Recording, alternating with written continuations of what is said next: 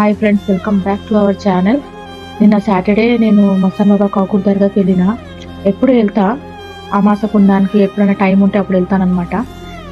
అక్కడ వెళ్ళినాక ఒక చిన్న 8-10 ఇయర్స్ పాప అసలు పూనకంతో ఊగుతుంది. చాలా బాధగా. నేను చిన్నప్పుడు నేను చూసిన, ఎంతో మంది చూస్తున్నా, కానీ ఆ చిన్న పాపను చూసి చాలా బాధ అనిపించింది. మీ ఇంట్లో ఎవరికైనా ఇట్లాంటి ప్రాబ్లం, ఏమైనా చేతబడి గాలి సోకిందా, ఏమన్నా మీకు ఇట్లా డౌట్ ఉంటే ఈ దర్గాకి వెళ్ళండి. ఒక్క పైసా కాదు, దర్శనం తప్పిస్తే.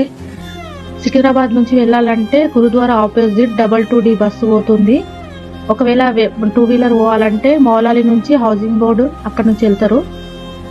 మీకు ఎవరికైనా ఏదన్నా బాధ ఉంటే అక్కడికి వెళ్ళండి. ఏదో ఆ స్వాములని, బాబాలని, వీళ్ళు వాళ్ళని చుట్టూ తిరిగి వేలు లక్షలు లాస్ చేసుకోకండి. ఇక్కడికి ఒక్కసారి మీ ఫ్యామిలీతో విజిట్ చేయండి, చాలా బాగుంటది.